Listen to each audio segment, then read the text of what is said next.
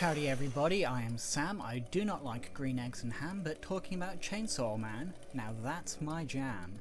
Specifically, over the next 20 minutes, I want to discuss why I see Chainsaw Man as, among other things, a beautiful critique of work under capitalism. Strap in folks, it's going to be a fun one. Chainsaw Man? What is it? Chainsaw Man is a series about a sweet baby boy, Denji, and his loyal chainsaw devil, Puchita, becoming the world's best woodcarvers in Japan, and maybe the world? Okay, obviously not. Chainsaw Man follows Denji, a 16-year-old boy heavily in debt to the Yakuza thanks to his dad. Due to this debt, he sold various organs, does back-breaking manual labour, and with the adorable sidekick Puchita, he hunts devils. Together they've struck a deal of mutual aid to help each other survive and earn enough just to barely live in a crappy little shack eating nothing but bread. Even jam on toast is an unreachable dream for this duo. A devil, for those of us who didn't learn this in school, is essentially the living embodiment of a fear. The more people fear the subject, the more powerful it is. Simple stuff. Most of the time these devils just wander around being nasty little beasts and need to be dealt with. Normally they're little more than mindless horrors, but a few are more intelligent and dangerous on a very different level. Occasionally, they take over dead bodies, as one does, and become something called fiends. These fiends have a bit more personality to them and usually have freaky eyes or horns or something going on with their head to let you know what they are. We'll be meeting lots of these kinds of devils throughout the story. Then we have the special case of Denji. You see, when he died, and spoilers, he dies, Puchita gave him the chance to live again with the added bonus of chainsaw powers and nigh immortality, in the simple exchange of showing Puchita his dreams of living a happy life. These kind of contracts seem very rare, and the resulting abominations are generally called hybrids.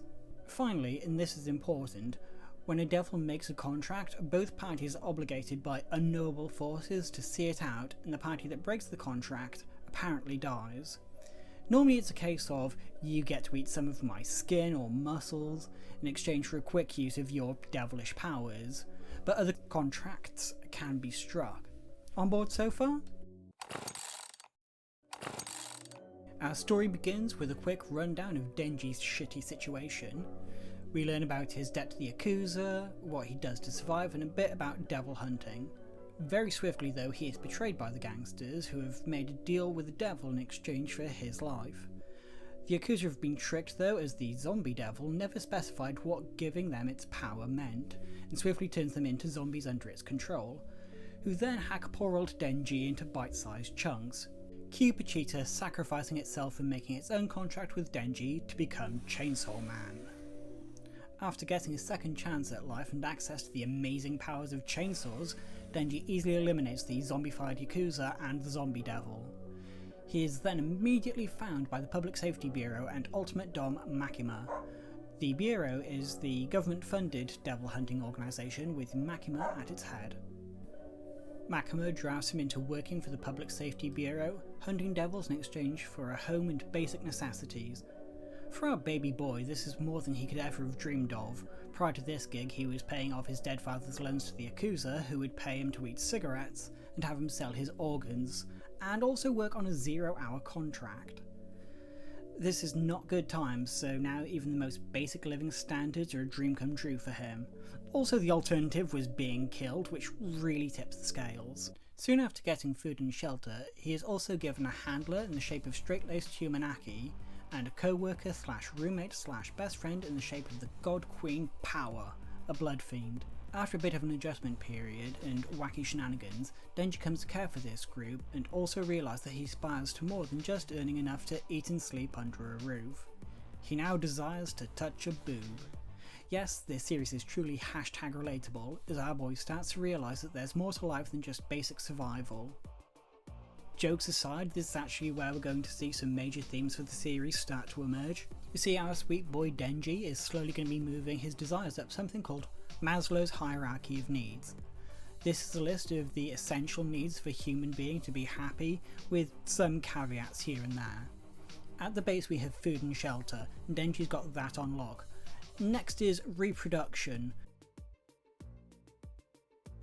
But this is a kids comic for little babies, So we substitute that for some titty touching. In exchange for helping Power save her cat, the only thing she currently cares about from the Bat Devil, and enduring only some minor treachery, Denji is gifted with the chance to grope her. This is a very sophisticated comic, folks, stick with me. Upon learning that she is not as buxom as he thought, Denji falls into a beautiful funk. Enter Makima, who picks up on this and gives him what he really wanted. Muneda! Emotional intimacy, and just a little bit of boob. He's grooming me! This starts a trend for Denji as he slowly ascends the ladder and learns that he requires emotional as well as physical fulfillment.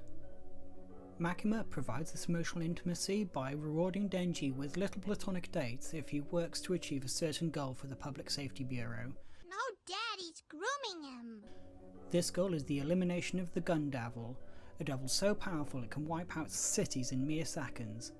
The threat posed by this devil is actually what drives a lot of the supporting cast's motivation as they weigh up the value of stopping the devil with the risk it puts on themselves and their friends. But let's stay focused on Denji.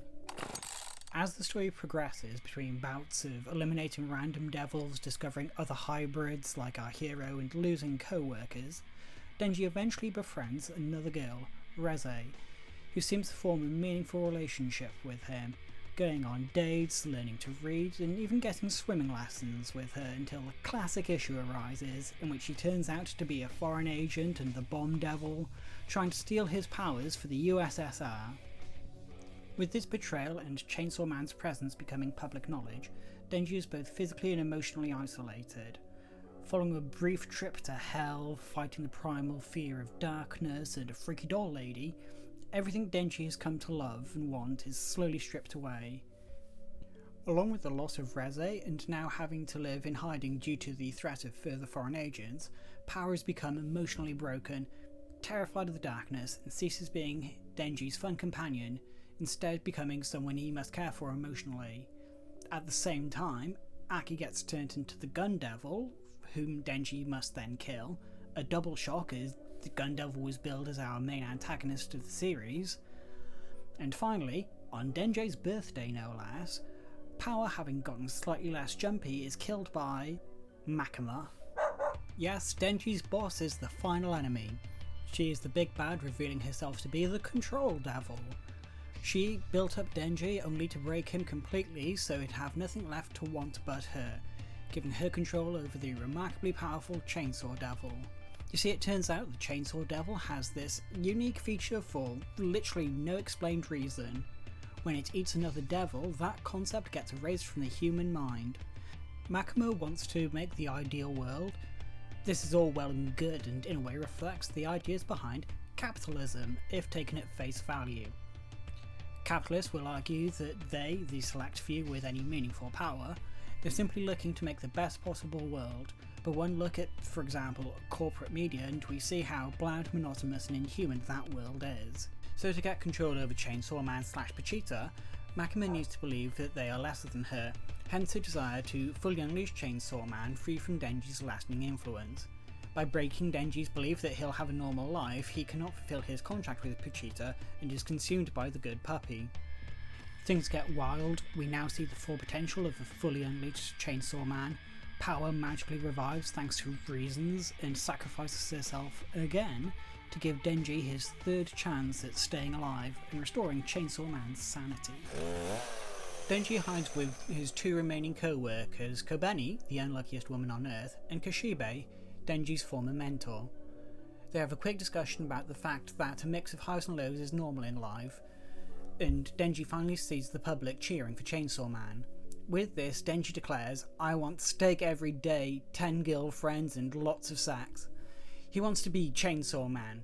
This is crude, it's silly, and very on brand for our boy as he essentially reaches self-actualization. Denji is able to fully embrace what he wants and desires and consider them what a normal life should be, restoring his ability to fulfill his contract. The entire finale is essentially Denji accepting himself for who he is and not what Makima wants him to be. They meet one last time. Chainsaw Man and Makima clash and she seems to defeat him. As she sits down and recovers from her victory, Denji rises up from the scattered bodies of her bodyguards and cuts her down with a chainsaw made from Power's blood. It's beautiful. By being himself, someone Makima never truly noticed or cared about, he's able to slip through her guard and effectively kill her. The end. Well, I mean, there's more to it than that, but we'll get there. With this, it's fairly easy to see how the series uses the hierarchy of needs. Denji's journey is one of climbing a career ladder and slowly aspiring to be more and more as he comes to understand his self-worth. This is all well and good, but what I'm here to really talk about is how Chainsaw Man then relates this to the ideas of alienation from labour. We've seen his trek up the hierarchy of needs, but now let's look at how his attempts to find meaning through his job as Chainsaw Man led to surrendering himself to external control, and how he overcomes that. It's only by busting out of the wage labour system that Denji Boy achieves his freedom and self-actualization. Karl Marx believed that work, at its best, is what makes us human. It fulfills our species' essence, as he put it. Work allows us to live, to be creative, to flourish. However, the reality in 19th century Europe was that work destroyed workers, particularly those who had nothing to sell but their labour. To the mill and factory owners, a worker was simply an abstract idea with a stomach that needed to be filled. The workers had no choice but to toil long hours for a pitiful wage. What was worse, their labour alienated them. Alienation is a disorienting sense of exclusion and separation. Factory labour, under capitalism, alienated the workers from the product of their labour. They made stuff they couldn't afford to buy, which disappeared to shops in far-off places, to make money for people who paid them next to nothing. Now let's look back at Denji. For most of the early series, he wonders if he's lost his humanity when he became Chainsaw Man. While he likes his newfound colleagues, when various members of his group die, he doesn't really care. He knows he should, but it just doesn't resonate with him. He dwells on this and wonders if he lost his heart, his humanity. He's feeling alienated from his fellow people. He also doesn't see his work as a devil hunter as something actually helping humanity, but simply a role he has to play to get what he needs to live. His only way of affirming his humanity is the joy he feels around Makima and making her happy. It's actually interesting how constant Makima's actions are at breaking Denji's will and creating his dependency on her. Her hooks are already in from the start, but at the moment where she talks to him about intimacy and why his moment with power was so disappointing, she's also talking him through mundane paperwork. It's a moment of confusion for him that she expertly turns into a situation where she creates a fairly intimate bond based on dubious power dynamics, Grooming me. then immediately after says if he accomplishes a very difficult goal of killing the Gun Devil, she'll grant him one wish, a complete blank check to get whatever he wants. The framing alone makes it obvious what a power move this is. We then get a quick blah blah blah about how the Gun Devil works, how dangerous it is, how it's wiped out millions of people in under 5 minutes, and Denji just casually strolls off, dreaming of what he'll do with Makima after he achieves his frankly ludicrous goal. This is comparable to how jobs hang the carrot of climbing the promotional ladder to earn more and more, with the persistent idea that one day you too might be a billionaire tycoon. I don't think this comparison is even that much of a stretch either. There's a reason why Denji and his co-workers are all dressed like office workers, as opposed to the usual flashy outfits we see in anime and manga. Add to this the thing he transforms into as a literal tool, a cool and fun tool, by no doubt, but a tool nonetheless. While we're here, let's actually talk about poor old Aki, because despite me glossing over him, he's a vital character. Where Denji is disorganised chaos, Aki is the straight-laced and focused guy. Where Denji does this job to live a life, Aki lives purely for the job. A dedication born of hyper-focused revenge. Throughout the series, Aki comes to see the destructive path his desire for revenge will lead him on, and learns to care about Denji and Power's siblings. He's the man who lives for the grind and learns to see beyond that, tragically too late. Contrast him with Power. She's barely restrained chaos. Denji is only slightly less impulsive, but Power is far more removed from humanity. Being a fiend, she doesn't care about people at all and acts purely to preserve her own skin. Despite this, I don't think her role is to help Denji engage with his own humanity. That role was taken by Reze. Power serves to prevent Denji from falling to the ground and being consumed by the job. Where Reze represented emotional fulfillment, power represents a more broad sense of freedom. This is why I think she had a more active role in Denji's self-actualization during the finale. His first major group action is to take out the Eternity Devil. At the time, this is a surprise for the group that this is their enemy, but knowing what we will about Makima, I think it's fair to assume she knew what they were getting into. The Eternity Devil is essentially an immortal that creates infinitely looping spaces to trap its opponents and wait for them to die of hunger or thirst. Faced with starvation, or giving up the Chainsaw Devil, Denji sets about finding the actual location of the Eternity Devil and slicing up for days straight. Much like in other full-time jobs, this is typical worker's first challenge, getting used to doing mindless repetitive tasks merely for the reward of surviving and getting to do it again next week. Of course, we are likely to be more prepared for this than Denji, who never even went to school and thus never developed the coping mechanisms that most students do. That said, his manic energy and hope for praise from Makima is more than enough to motivate him. Throughout this series, other groups, aware of the threat posed by Makima, try and take her down via assassination. Needless to say, this never sticks, and we later learn why. Her contract with the Japanese government involves a deal that any injury inflicted on her is transferred as an illness or accident onto a random member of the public. Now, I might be doing some logical yoga here and making some big stretches, but I see this as how most states are so entwined with capitalist economics that trying to remove capitalism or otherwise attacking it only ever seems to harm the unwitting public. Trying to reduce fossil fuel consumption is reflected onto higher power costs, and fair pay to workers is reflected into higher costs for products, and so on and so forth. As we go on, Denji slowly builds a life for himself, independent from Makima, but as we get brutally shown to us, Makima is perfectly capable of taking that away. She's the control of what Denji gets, she's the source of his material needs and dictates his ability to have a personal life. After displaying that she's the one who decides what Denji can get, and asking Denji what he wants given this knowledge, our boy hits his lowest yet most relatable low by saying he simply wants to be her dog. In our capitalist societies, we are constantly reminded of what waits for us if we go broke, if we're denied income. Labour can be good and fulfilling, don't get me wrong, but under capitalism, work is always coerced. Living on the street, digging through bins and relying on charity awaits those rejected by the labour market, or so we are constantly told, and so work demands untold loyalty. Employers can pay minimum wage and you'll accept it because the way society frames issues, the worker needs the employer.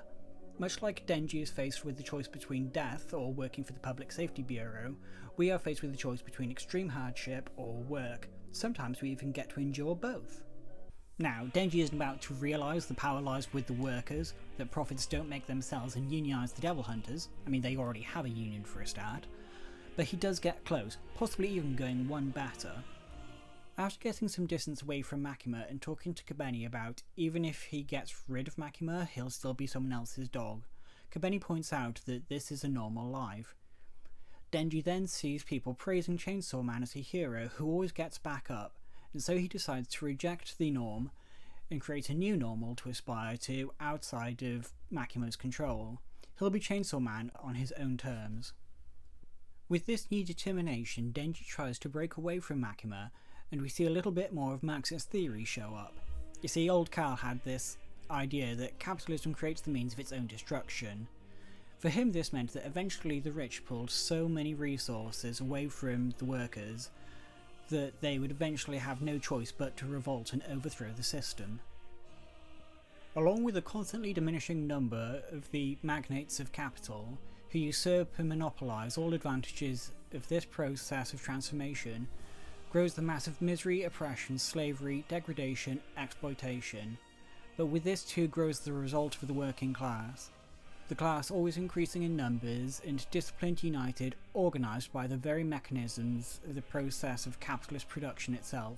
The monopoly of capital becomes a fetter upon the mode of production, which has sprung up and flourished along with and under it. For Makima, it meant allowing Denji to understand his powers, gain actual people he cared about, and realise his own humanity.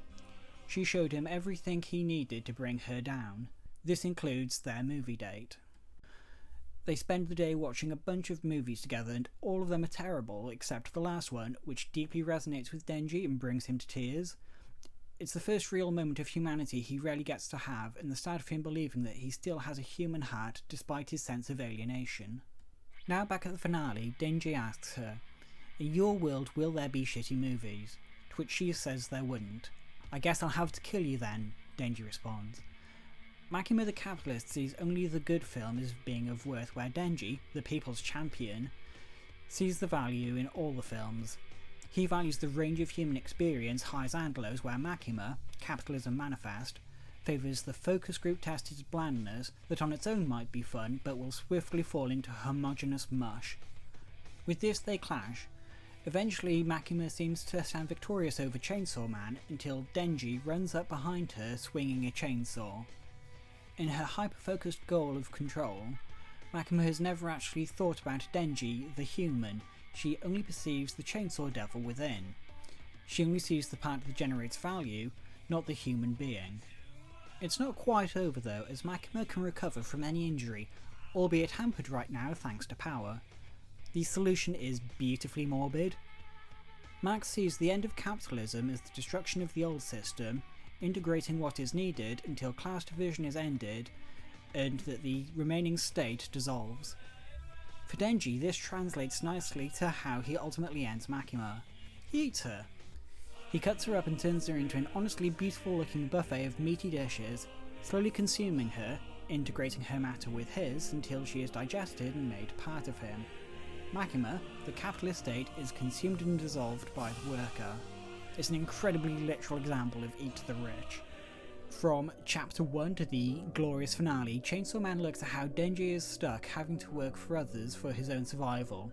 It relentlessly shows how a person is used for the labour they can do and the profits they can create while being entirely unvalued or unconsidered as the human they are.